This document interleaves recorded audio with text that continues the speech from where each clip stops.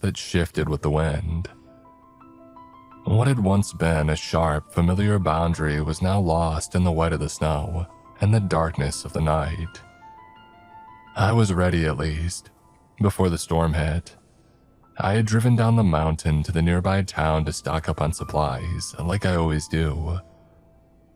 I filled my good old F-150 with food, water, and anything else that I might need to ride out the worst of it. I'm back at the clearing of the cabin. I chopped firewood. I have already got enough stacked to last through a second ice age, but it gives me something to do. Something to break up the quiet. All aspects of it. The rhythmic thunk of the axe hitting wood. The smell of fresh pine. The way the pile grows bigger with every swing. It all keeps me from thinking too much. I don't get visitors. That's not me being dramatic, it's just fact. The nearest neighbor is a 40-minute drive down the mountain, and that's when the roads are clear, which they're not. They haven't been for days. That's why when I heard a knock, I nearly dropped the mug of cocoa that I was holding. It wasn't loud, just 2 slow, deliberate raps on the door. And then nothing. I stood there in the kitchen for a few seconds, and just listening, waiting to hear it again. The storm was still going strong outside, but underneath the wind, the silence settled again like a blanket. Neither a knock nor a voice calling out followed. I figured that I had imagined it. Cabin fever and all that, it wouldn't be the first time. But I walked to the door anyway. Something in me wouldn't let it go. Could have been curiosity, or maybe I was just so starved for company that I wanted there to be somebody out there. I opened the door and there he was. A kid in his early 20s maybe. He could have passed for a college student if he wasn't half frozen. His face was pale as paper, lips blue, eyes wide and glassy like he wasn't there at all.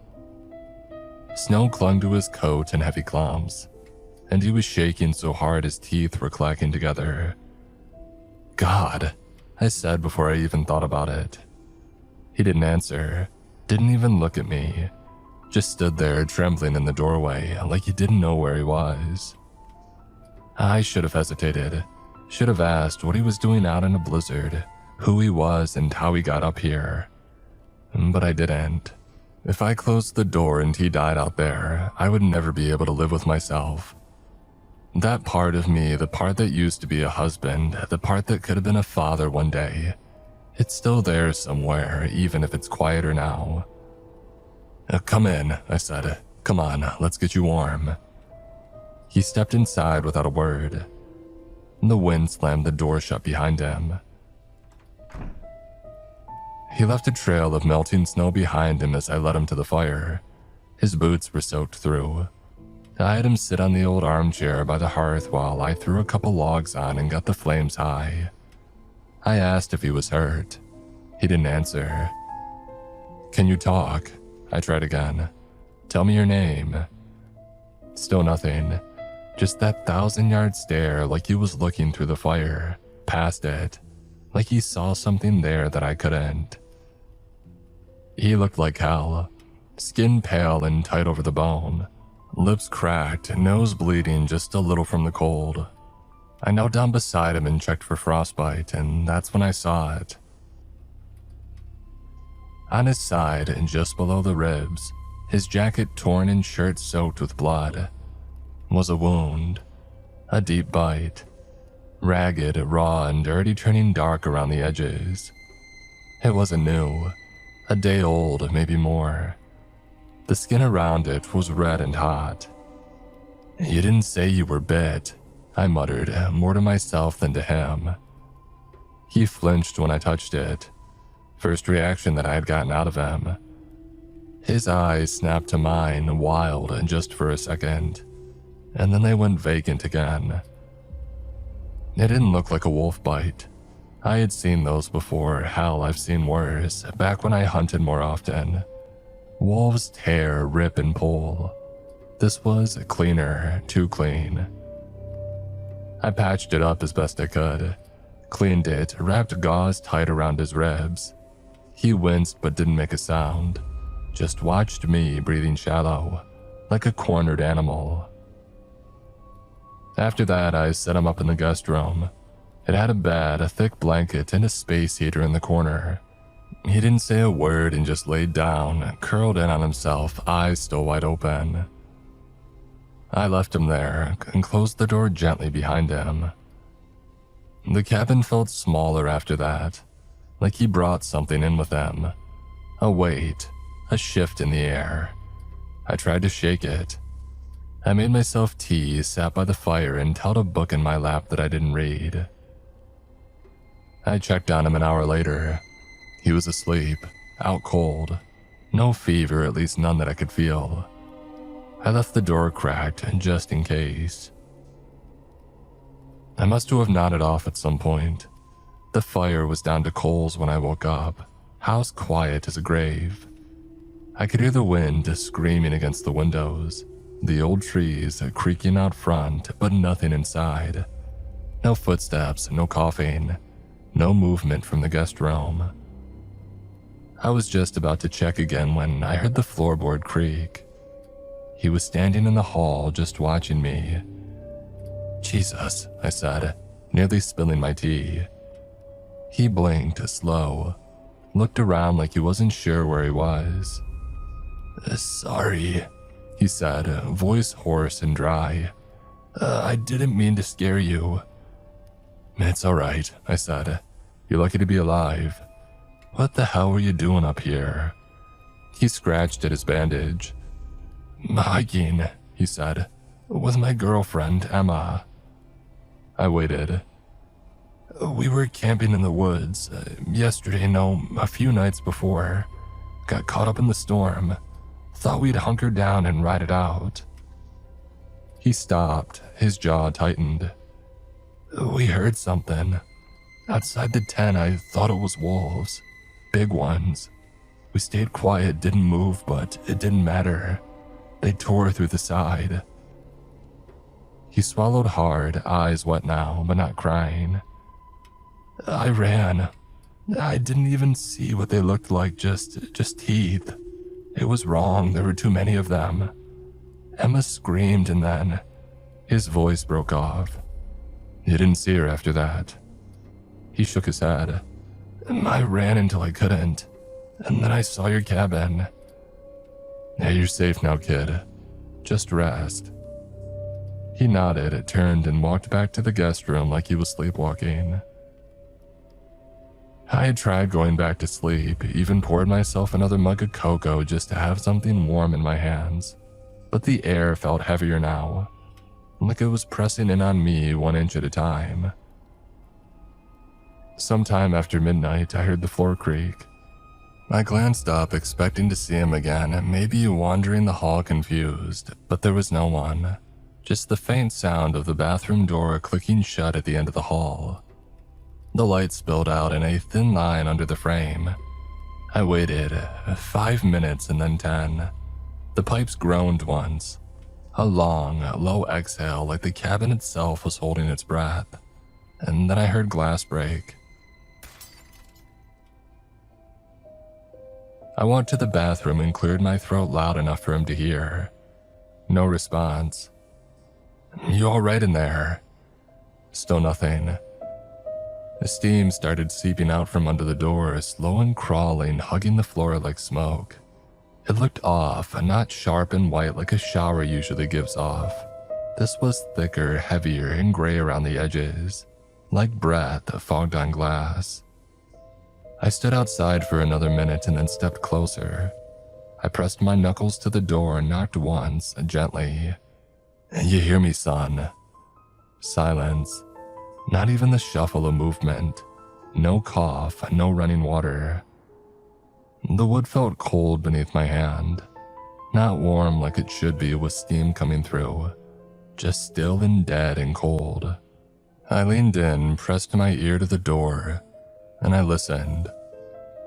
Nothing. Every instinct in me said, walk away, and just let it be. The boy had been through hell. Maybe he needed time. Maybe he was sick. Maybe he just broke the mirror by accident. Maybe I was imagining things again. But my gut had gone cold and it wasn't from the storm. I wrapped my hand around the knob. It was slick with condensation. I turned it slowly, as quiet as I could, until the latch gave way with a soft click. And then, holding my breath, I gently opened the door. What I saw shook me. The kid was split open vertically down the middle, bisected with a horrific precision that ran from the crown of his head, through his nose, mouth, and sternum, all the way down to his groin. The bathroom looked like a butcher's block, the tiled floor underneath stained with something dark and moist. His two halves rested on the floor like broken mannequins, separated by a sickening foot of space. Ribs, stark white and splintered, jutted like snapped fences. Muscles still glistening and unnervingly pink hung in strips.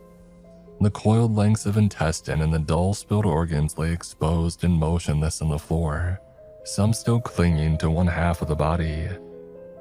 There was an emptiness where his spine should have been, a hollowed-out canyon running through his core.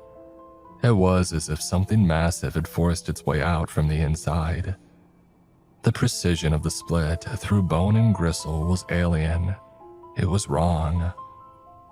And then, through the haze of shock, a draft hit me. A bone-deep cold that had nothing to do with the storm outside. My eyes, still wide and unfocused, slowly tracked it. The small bathroom window, usually sealed tight against the mountain air, was shattered. Not just cracked, but exploded outward, as if something had exited through it. Jagged shards of glass glittered on the sill and floor. The fierce wind howled through the gap, bringing with it a stinging spray of snow. And from the half of the young man's body that was closer to a window, a trail began. A glistening, repulsive path of black and dark red slime snaked across the pristine white tiles, past the gurgling toilet, over the shattered glass, and through the broken window frame, disappearing into the white void of the blizzard. I thought it was blood, but it was thick, viscous, and it seemed to pulsate faintly in the dim light, leaving an oily sheen in its wake. Whatever had been inside him, whatever had ripped him apart and then fled, had left this horrifying signature. I finally found my breath. It was a cold, panicked gasp that tasted of iron and the strange stink coming off the floor. I backed away slowly, never taking my eyes off the split halves, off the black and red trail that snaked across the tiles. Every instinct screamed run. Not down the mountain, I would never make it, but away from this room. It was out there now. Something that hid inside a man and that discarded the skin to crawl through a broken window into a night that would kill anything normal. The thought of it sliding down the mountain, of it reaching the small, defenseless town that I had just driven through days ago, made adrenaline surge through paralysis. It couldn't make it to town. Not on my watch. My feet moved before my brain gave the order. I didn't bother closing the bathroom door. The horror had already escaped. I moved past the living room where the cozy glow of the dying fire felt like a cruel joke, and into the master bedroom. I went straight to the closet. Tucked behind my winter gear, right where I always kept it, was a Remington 870. I pulled it out, the cold steel of the pump action a familiar weight in my hands. I grabbed the box of double-aught buckshot from the shelf, spilling a handful of crimson shells onto the carpet, but I didn't stop to pick them up. I loaded the shotgun quickly, the sharp, metallic clink of the shells cutting through the roar of the wind. It had been years since I had pointed a gun at anything that wasn't a deer, but looking at the slick, dark trail leading out of my house, I knew this wasn't hunting a living being. This was stopping something that was already dead, something that had worn death and then shed it. I wasn't a hero. I was just a widower with a cabin, a shotgun, and a terrifying realization. I was the last line of defense. The storm that had trapped me had trapped it too on the mountain. I held the shotgun steady, my knuckles white. The wind howled outside, the trees creaked. I checked the hall one last time, glanced at the horror show of the bathroom, and then I moved toward the front door. There was no plan. There was only the gun in my hands, a worry in my heart, and the knowledge that something sinister was crawling through the snow toward civilization. I flipped the deadbolt and hit the door with my shoulder. The wind was a physical blow, a sudden blinding white sheet that stole my breath and stung my eyes. The roar of the storm swallowed the world around. It was a complete whiteout. My eyes searched frantically for the trail. The front porch was already buried under a fresh drift, but I knelt down, shielding my face against the immediate sting of the snow. There it was, still outside the bathroom window on the other side of the perimeter. The oily black and crimson slime was already freezing, but it hadn't been buried yet. It was distinct, lying on the otherwise clean snow like spilled ink. It didn't just drip, it looked like something had slithered. I followed it, sinking immediately into the drifts up to my knees. The air was so cold that it burned my lungs. I kept the Remington high. Its barrel was a dark, steady presence against the blinding white. The trail, growing in width as I followed it, led past the woodpile and headed directly for the tree line. The trees themselves were black specters against the night, swaying and groaning under the weight of the snow.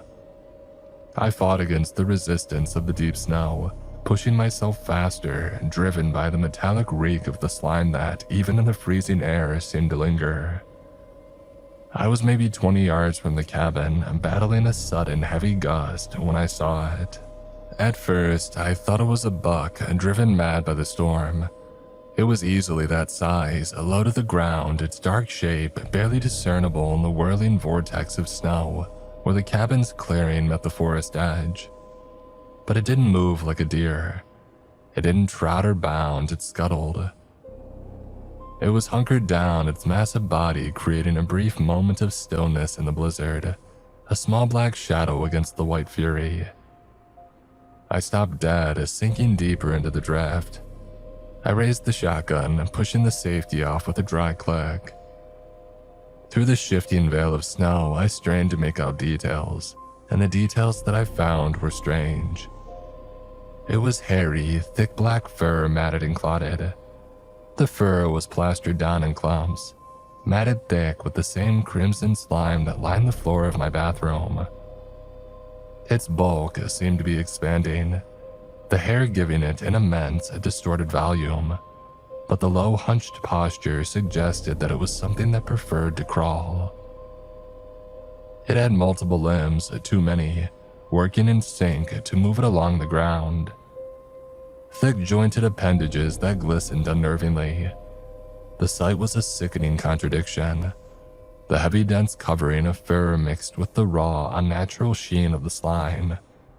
It looked like a living, wet wound covered in an animal's coat. And then it lifted something, its head. I realized with a shudder of pure dread. It was impossibly large and angular, but I couldn't discern a face. And then the wind cleared the snow just enough for me to see a flash of wet, sickly red where eyes or a mouth should have been, reflecting the distant, faint light from my cabin window. It didn't see me. It seemed focused entirely on the darkness of the tree line, already beginning to merge with the shadows. It was moving, still low and fast, dragging its huge, repulsive body away from the cabin and toward the mountain pass that led to town. I gripped the shotgun, ignoring the trembling of my own body. The blizzard had made the shot difficult, but the distance was short. If I let it reach the shelter of the trees, it would be gone. I took the slack out of the trigger.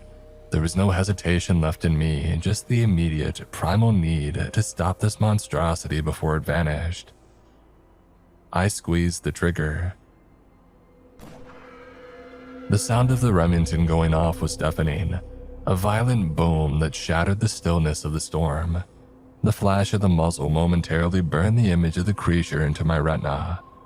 I felt the powerful kick of the shotgun against my shoulder, and a split second later, the buckshot slammed into the creature's massive torso. It didn't go down. Instead, the thing let out a sound that cut right through the howling wind. A screaming wail that was entirely inorganic, like tearing metal on a wet, ripping canvas. It was a noise of pain, but also of inhuman rage, and it sent a spike of pure terror through my chest. The section of its body where the shot hit seemed to absorb the impact, scattering the spray of the thick dark slime and a few clumps of matted hair into the air. It scrambled, the monstrous body, for all its bulk, moved with terrifying speed, abandoning the relatively clear ground and lunging into the dense black of the tree line. I pumped the action, ejecting the spent shell, and loaded a fresh round. I didn't wait to see if it was mortally wounded. I just knew that I had to keep it moving, keep it from burrowing down or reaching the pass.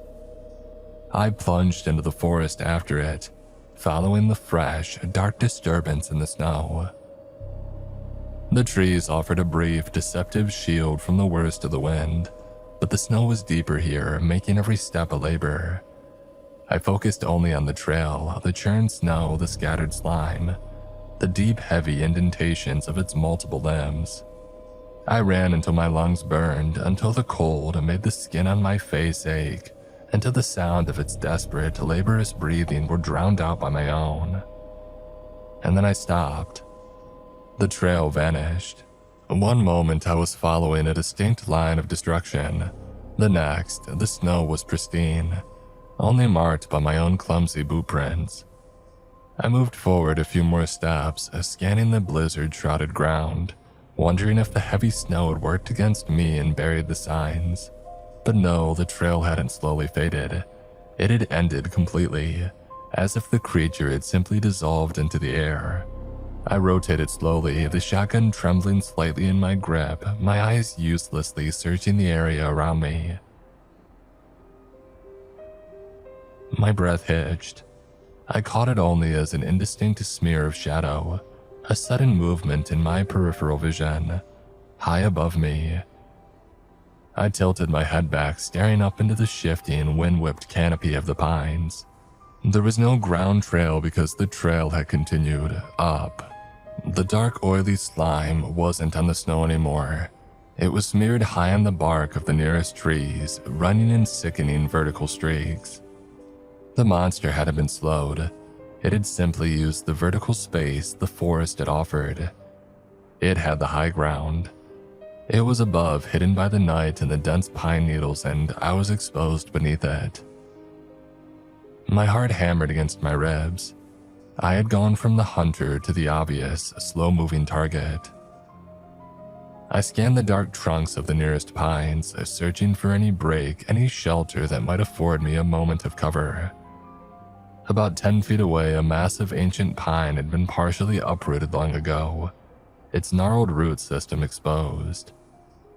The dirt and thick woody roots had formed a dark, protective cave against the elements. I dove toward it, dropping to my hands and knees in the snow. I wedged myself into the space beneath the largest root, pulling the shotgun close to my chest. My back pressed against the cold, frozen earth. I held perfectly still, straining my ears against the wind, forcing myself to shrink into the shadows and the earth. It was silent again, save for the storm. The vast black space between the high branches and the low earth was now where the true danger lay. I looked up through an opening in the uplifted roots, seeing only the tangled darkness. I waited for a drop of slime, a tremor of a branch, or the silent, horrifying moment when that massive, hairy, glistening shape would descend. I stayed perfectly still, trying to slow the panicked rush of my breath. The silence, punctuated only by the wind, was unbearable. The creature was somewhere above, hunting for the man that had just fired the loud, disruptive weapon. And then the snow began to sift down, not from the storm but from the branches above. Chunks fell, followed by a sudden, heavy thud just yards away. It had dropped. The creature was on the ground again, but now it wasn't scrambling away, it was waddling. A fast, deliberate, low-to-the-earth movement, like a massive, glistening insect trying to appear harmless. Its bulk seemed even more immense now that it was no longer distorted by the heights, and I could hear the wet squelching sound of its many appendages on the snow. It moved slowly into the small clearing around my hiding spot. I was pressed so tightly against the frozen roots that the wood dug painfully into my spine, but I didn't dare flinch. I had already positioned the Remington. My shooting hand gripped the trigger, the barrel angled slightly up and out toward the opening of the root cave, resting against the snow-covered ground. The creature's movement was erratic, darting toward the tree line one moment and then pulling back. Why hasn't it found me? And then I realized it wasn't looking for me. Its massive, misshapen head was constantly sniffing the air, lifting and twisting with jerky movements. The air was thick with a howling blizzard and the scent of damp pine and frozen earth. The storm was masking my scent.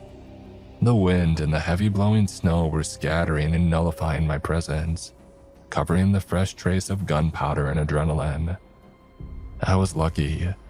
The storm had become my unintentional ally. After a few minutes, the sniffing paid off. The waddling ceased, and its massive, slimy, hairy form turned directly toward my root cave. It approached the gap between the thick roots, filling the dark space with its bulk. It was so close that I could feel the minute vibrations of its weight disturbing the ground. And then its head lowered. The snow cleared just long enough for me to see the details that I hadn't been able to discern in the blizzard. Its head was roughly the size of a buck or a moose skull, but hideously wrong. The bone structure was too broad, too blunt. It had no discernible eyes, just wide swaths of slick, wet flesh the color of old blood. It wasn't just fur that covered it. Its thick, dark hair was matted with the slime, forming a repulsive, heavy mane.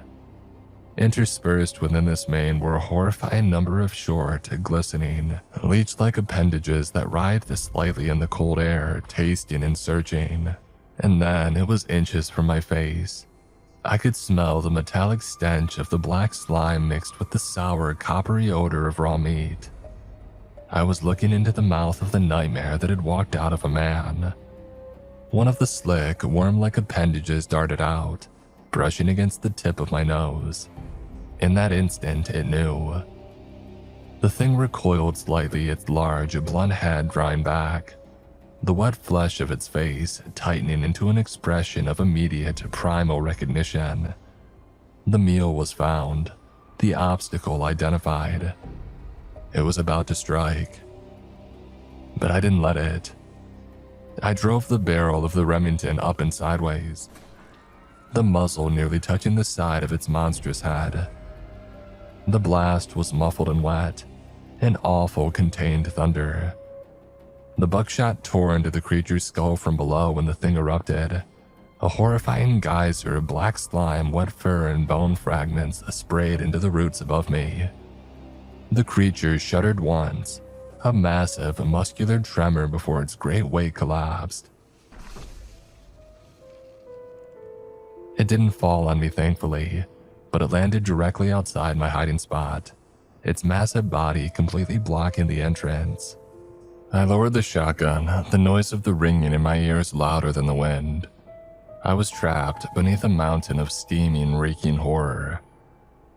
The ringing in my ears faded slowly, replaced by the sickening sound of hot, wet matter sizzling on frozen snow. I was entombed. The creature's immense, cooling mass was pressed against the root system, sealing the entrance to my makeshift bunker. I could hear the wind now, muffled by the sheer volume of dead, hairy flesh. I lowered the shotgun slowly, my entire body shaking with a delayed, violent reaction. The smell was overwhelming now. A blast of copper, sulfur, and the sour stink of the creature's slime. The muzzle of the Remington was coated in it, I had to get out. If the blizzard kept up, I'd be trapped here beneath a rotting carcass until the spring melt. I shoved the shotgun's barrel against the creature's flank, testing the weight. No movement. It was like pushing a felled, waterlogged oak tree. I shifted my weight, reaching with my free hand, and finally found the edge of the root that had protected me. I pressed my shoulder against the dirt wall and pushed, straining. The corpse moved an inch and then sank back. I had to try a different way. I turned the shotgun around and used the thick, heavy butt of the stock to scrape away the dirt and packed snow behind me, burrowing deeper into the root system. The ground was hard and frozen, but the shotgun butt gave me just enough leverage to widen a small, cramped gap between two lateral roots. Gasping, I barely squeezed through the opening. I emerged on the far side of the massive pine away from the creature's bulk. I stood up slowly, my heartbeat pounding in my temples, and I walked back over to look at the kill. It lay motionless, its multi-limbed body contorted awkwardly on the snow. But something was wrong. Where the head had been, there was only a ruin of black fur and pulped bone. Yet a thin, milky white steam was rising from the wound. And then I noticed the blood or lack of it. It wasn't bleeding out. The dark black-red slime was only slowly oozing, congealing almost immediately in the bitter cold. The buckshot had caused massive trauma, but the creature's internal volume seemed insufficient for its size. It felt like I had shot a sack of thick fluid rather than a complex biological organism. My eyes caught something on the creature's massive flank, where the first blast of buckshot had hit it. The matted fur had been stripped clean, revealing the skin beneath. It was pale, slick, and thin, stretched tight over the enormous frame. The skin was visibly healing and slowly knitting itself back together. The gaping holes from the shot were shrinking, the raw, pink-red tissue pulling toward a center point. It was a terrifying, impossible regeneration. The steam wasn't from cooling blood. It was from a burning internal process. My breath hitched. The entire premise of this battle that a shotgun could stop it was a lie. I had maybe 10 minutes before it was functional again. I had to get back to the cabin, not just for ammunition, but for something heavier, something more final. I turned and ran like a madman, the snow swallowing my footing, the low branches whipping my face. The familiar trek back to the cabin was a blur of white and black, driven by the cold fear that the monster would simply stand up behind me. I burst through the door, slamming it shut and throwing the deadbolt, though I knew a simple piece of metal wouldn't hold that bulk for long. I raced past the bathroom and into the storage closet. I didn't grab the deer rifle. A bullet was a coin toss, but fire was a guarantee. And tucked behind the winter tires were 2 red 5-gallon jerry cans, one for the snowmobile, one for the backup generator. I grabbed the can of kerosene too. It would burn slower and hotter than gasoline, and I yanked it out. Next, I needed a wick.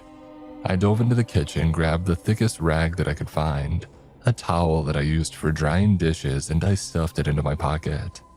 The light was my last stop. I opened the kitchen drawer and snagged a long, thin butane lighter used for starting the pilot light.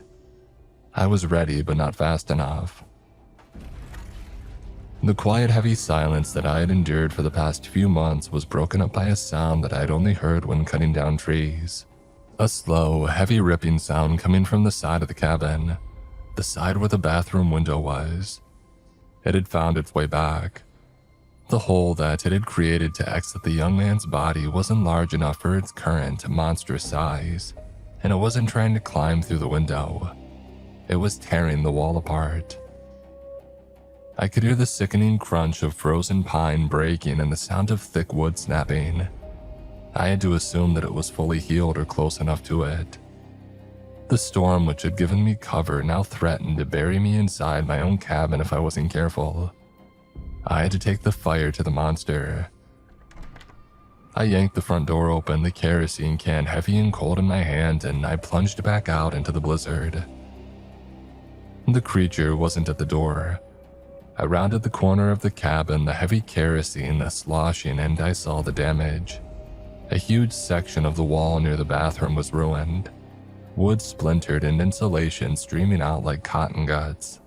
The creature was there, its massive steaming head pulled back from the shredded wall. It saw me instantly.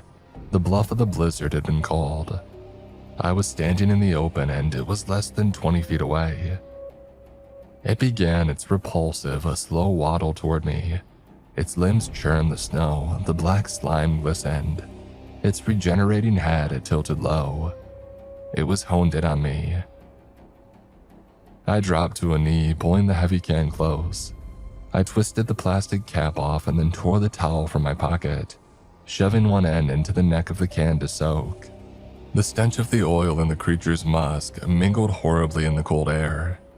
The monster was 10 feet away. I didn't try to aim, I just tipped the heavy can and began to drench the path between us as I walked backwards. I emptied half the 5 gallons in a wide black arc right into the snow and across the creature's forelimbs. The kerosene didn't mix with the snow. It simply stained it, turning the white ground into a shimmering black slick. The creature didn't stop. It waddled right through the flammable pool, its greasy fur absorbing the oil. As the beast closed the distance, close enough now that I could feel the steam emanating off of it, I pulled the soaked towel out and threw the can aside, and I flicked the butane lighter. The thin blue flame fought the wind for a fraction of a second and then it held. With a final, desperate roar to myself, I lit the kerosene-soaked rag like a torch, and I threw it directly at the monster. It hit the creature's torso and the effect was instantaneous and brutal. The oil-soaked fur and the slick, saturated snow trail ignited with a violent whoosh. The flames were furious, a shocking blast of orange and red against the white snow. The creature was engulfed in a terrible screaming pillar of fire. The kerosene in the creature's own slick, greasy essence fed the flames instantly, making them burn with a blinding hot intensity. The monster shrieked, a sound of agony and pure animal terror, and began to thrash violently in the fire. It wasn't waddling anymore, it was rolling in the snow, trying to beat out the inferno. Fortunately for me, the flames stuck to its oiled coat like glue. It was a chaotic, burning silhouette against the backdrop of the swirling blizzard. The thick black smoke was lost immediately in the swirling white. I backed away. The heat of the fire was a shocking contrast to the bitter cold. I watched the creature convulse, unable to stop the burning, unable to heal what was being systematically destroyed. The smell of burning hair, oil, and something metallic sweet was nauseating. Finally, after a minute that felt like an hour, the thrashing had stopped. The creature lay still, a massive charred monument to my desperate resolve.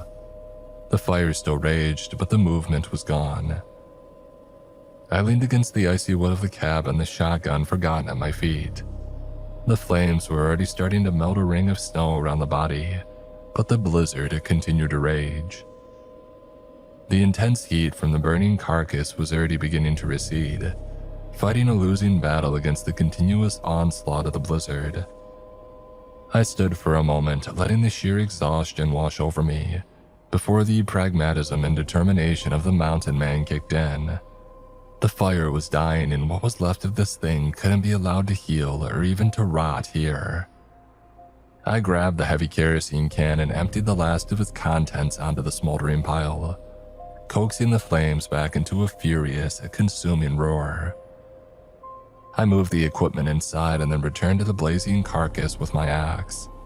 It took a sickening 15 minutes of hacking and separating what little was left of the creature's bulk. I dragged the black, escaping chunks through the snow and tossed them back into the heart of the blaze. The air was thick with the stench of oil and the sweet, terrible smell of burning meat. I was purging the mountain of this evil. When I was done, only a patch of melted snow and a few glowing embers remained. I stood over the pyre, the axe handle cold in my numb hands, watching the last of the embers fade into the furious white. I turned, intending to head back inside, lock the doors, and face the grim reality of the split body in the bathroom. And that's when I heard it.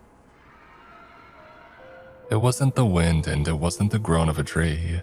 It was a faint, wet screaming wail, identical to the sound the creature had made when the buckshot had first hit it. The sound of ripping canvas and tearing metal. It came from the same direction as the first time, from the depths of the tree line, from where the young man had come. I spun around, bringing the axe up like a shield, searching the blinding, swirling storm. My mind immediately went to the rifle, the thing that I had left behind in the house in my haste. I had nothing but a bloody, snow-covered axe and a dead fire. The wail came again, closer this time, high-pitched and choked. I took a step backward, preparing to fight, when a memory finally pierced the fog of panic. The young man's vacant eyes. The young man's vacant story. I was hiking with my girlfriend, Emma. Shit.